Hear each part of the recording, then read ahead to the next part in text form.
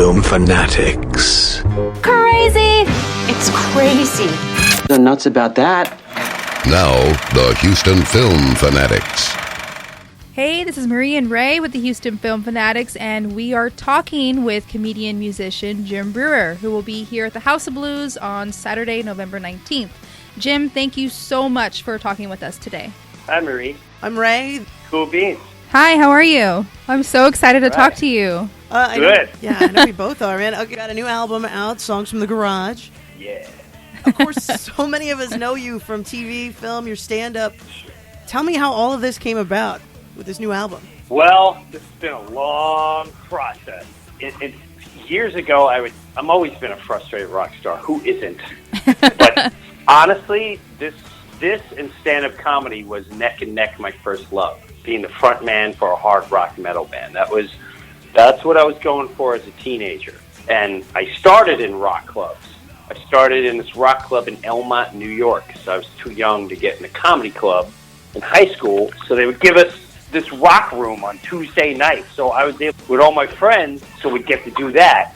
So the seed was planted a long time ago. As a matter of fact, you know, when I was a kid, I'd draw Van Halen, the symbol and the logos for them, and Judas Priest.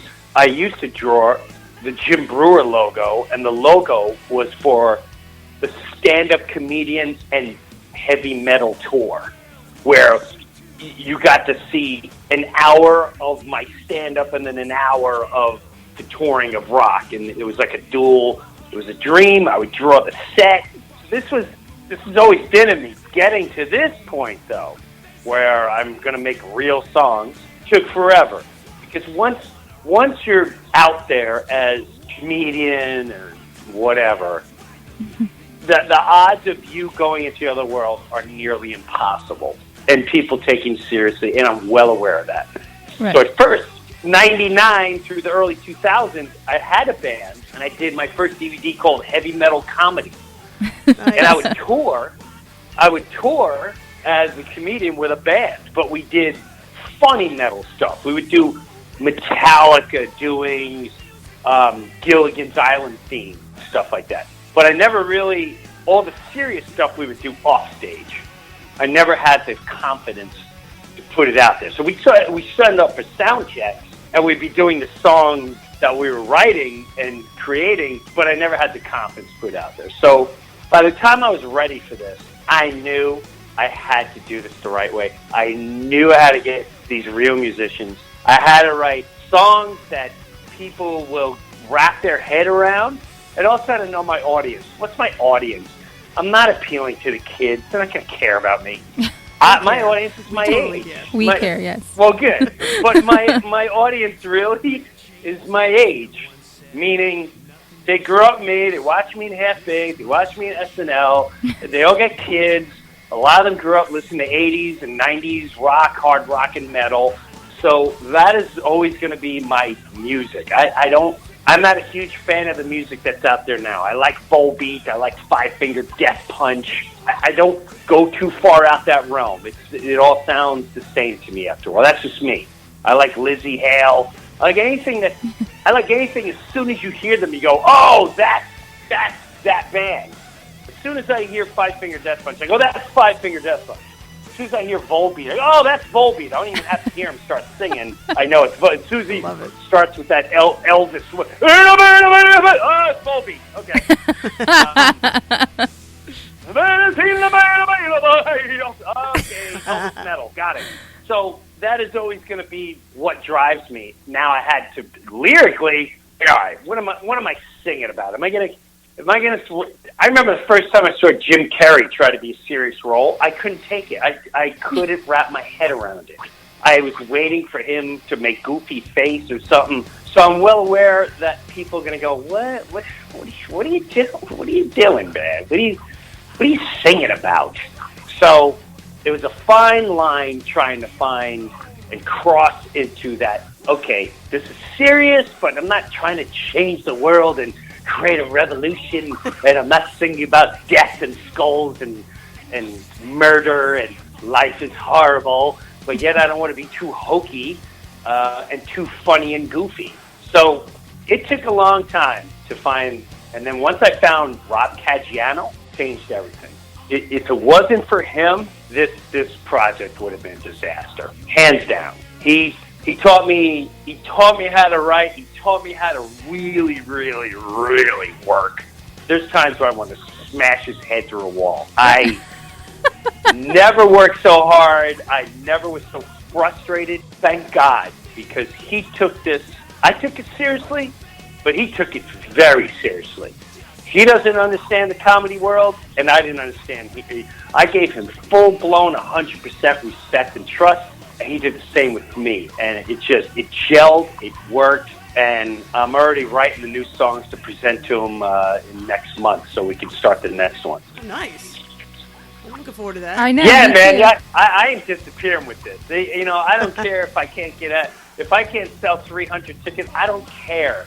I love this. It's never going away, and I'm building the production for the set. This is something that I got a vision. I'm sticking to it. I love it. I have a passion for it, and the audience is going to start showing up as the more they're educated. Because there's still a lot of people going, what are you doing? The hokey pokey? Like, what are you doing? What is this, man? Well, just come and watch. Come and watch and get it. Now, okay, so that was a long answer, by the way. No, Very long answer. No, it was. It was a great answer. All right, good. Now, okay, so you talk a lot about your family in many of your songs. What actually has been like their response to the album, and do they ever contribute to any of the creative lyrics that you have? They did not contribute to any of the lyrics. Okay. And again, the reason for some of the family stuff is my stand-up, I found my voice. Right. They always tell you, what are you talking? I found my voice. The voice is, at the end of the day, they like hearing me talking about my family. They like me venting about my kids, venting about marriage, venting about taking care of your elderly parents and death and mortality, and find the funny, Jim. Go. Once I found that, and I continue to do it, I feel the lyrics had to match that crowd. I have to grab that crowd first. So they go, I don't really enjoy that. This is what's happening. My neighbors who are, the one across the street is this diehard Christian lady, and the guy, people next to her was Catholic family. It's just, they're like, I don't enjoy that music, but I really like the Family Warrior. And I like what you have to say with the raising teenage girls. It was I find myself playing it over and over. So once I have that crowd, the rest of the music crowds, they're already going to be there. So I had to push that out first. It's what I can relate to. I'm sticking to what I relate to. And the next album, this is all I write about. I write about question certain authority and your family. Your family, what keeps the nucleus of humanity. At the end of the day, it's laughter and music that heals all. And your family, your friends, that's all you have your entire life. You can chase fame all you want. You can knock yourself out, who you're going to vote for the president, or who should be the president. And if this one is elected president, the world's coming to an end. As you say that, as you're sipping on your $8 Starbucks coffee and getting into your heated, air-conditioned car and CD player with Sirius XM that you pay $8 a month. But yeah, it's all coming to an end. Okay, it's just I don't watch news, I don't watch TV, I don't read magazines. It is the work of pure evil. It's mind war at the highest existence. And at the end of the day, when you strip it all, you don't need any of it. You don't need any of it. So that's all I write about. When I wrote the song "The Unexplained," it's and "Wannabe," that is more the direction I'm going to start heading. That's where I want to go.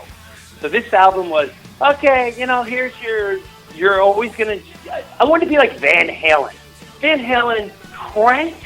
They killed it with music. Some of their songs you can bang your head to, but they also always seem to have like a little smile in their voice when they sang those songs. Meaning, Unchained is one of my all-time favorite songs, but there's still a little bit of. I don't find myself wanting to stab someone and knock someone down I find myself going, guys, run, this is great, banging my head, but at the same time, there's a little bit of a smile there. For me. Well, one of the things that I've noticed is there's been a lot of positive reviews, like, looking on, the YouTube channel and online, you're getting a lot of really great feedback from a lot of your fans, and it's great, the response that I'm seeing. Sure. You worked with Brian Johnson of AC/DC on a few of these songs. Tell me what that experience was like, working with basically a legend. Well, two things there. One is, what I've learned too, is reviews. At the end of the day, reviews are fantastic. I'd be a liar if I said anyone that has somewhat of a negative routine, a review, I don't take it to heart. I take everything to heart. I pretend I don't, but of course you're going to take it to heart. It's like me at the end of this conversation going, they were the worst interviewers. And you're going to go, no. I can't believe. No, but you know what I mean? You go, who is he to... I didn't think their interviewing skills. Like, who do you think you... Who did you believe he tweeted? You're going to be affected. So any type of... which you're not. I'm really enjoying this. I'm so glad. Well, now I'm afraid to talk to him. No. So what I'm getting to is the reviews are awesome, but I also noticed it doesn't mean people are going to listen, and it doesn't mean they're going to buy anything. I've noticed that. You really have to... I have to start like I did with stand-up comedy. I literally have to go to the open mic nights, play the little bars, keep the awareness going and going and going and going. And I'm literally on the phone every other day. Why aren't I on this festival? Get me on this festival. Get me in this gig. Why aren't I playing this gig? Why don't we open up for them? I am nonstop hustling, trying to get people to listen to it. Because once they listen to it, they love it. Very rarely do they go, yeah, I don't like the music. Once they listen to it, they get it. So that's the one thing. Brian Johnson, he came to me, and he's one of my mentors in a way that he kept encouraging me to sing real songs. I've been to birthday parties where me and him just jammed and sang, and he's been on my radio shows in the past where we sang a song together. And he would always say, Jim, my son, you should really, I mean, you got these pipes, you should put these pipes out there, my son. I don't know why you don't give it a whack. It's not just for giggles, for giggles. Get out there and sing. What you waiting for? And he came to me after a show in Florida, and he said, Jim, I heard you're making a record. Yeah, because I want to sing on it. Listen, it's after a show. I just crushed. You're a little hopped up. You had some cocktails.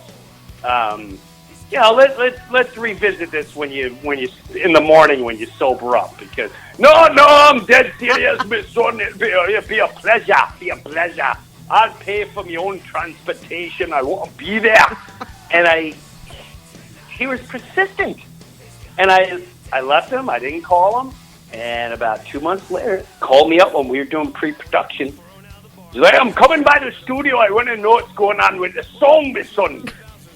And I turned to Caggiano and Rob. So we got to present something to him. He really wants to do his song, and he's coming in today, do or die today in the pre-production. And I ran the idea by him.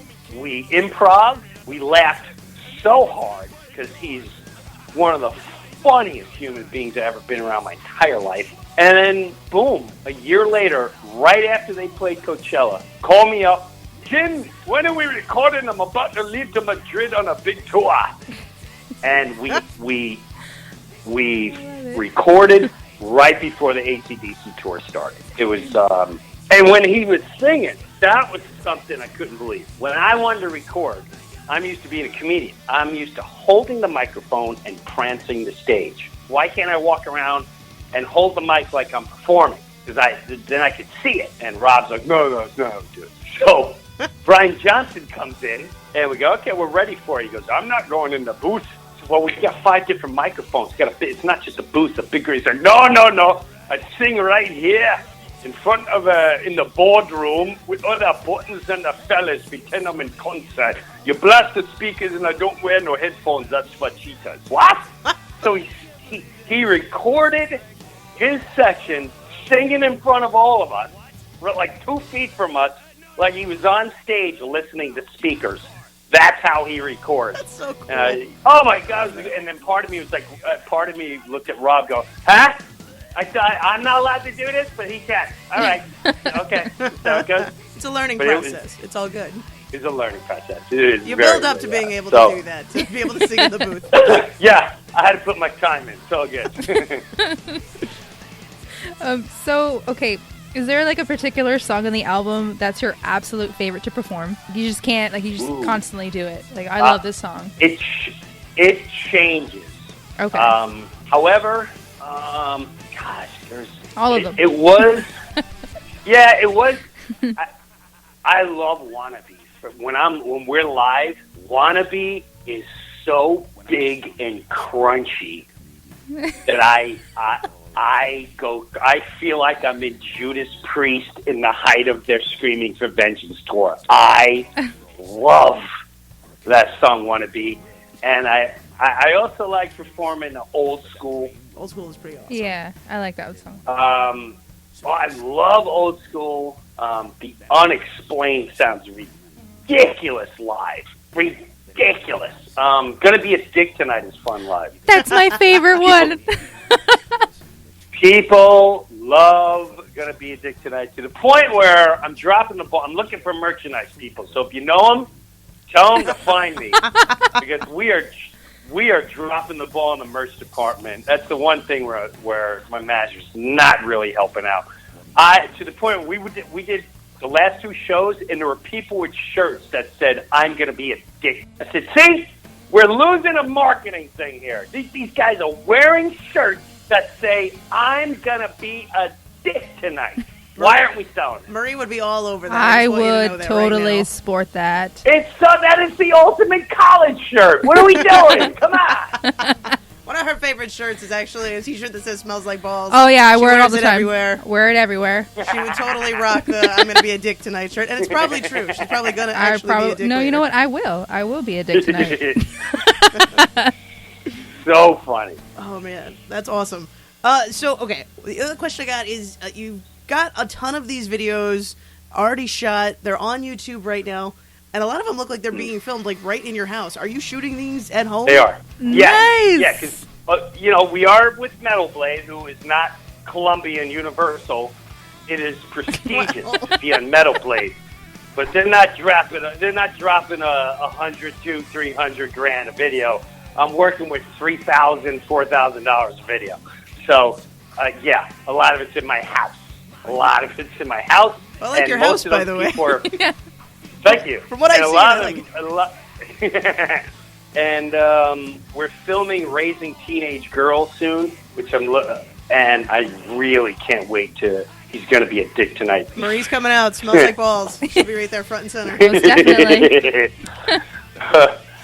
Oh my goodness. Well, I'm really looking forward to what you've got coming up in the future. I know a lot of us in Houston are disappointed we didn't get to experience your show when you came for open air. Unfortunately, the weather kind of shut down a lot of that. Oh, that stunk. Yeah, that's man. All right. That's all right. We were super We'll bummed. be back next year. Yeah. When do we get to see you guys again? Well, stand-up comedy-wise, I think I'm there the 19th at Yes. the House of Blues. All right. And then as you're coming in, I will have the album playing.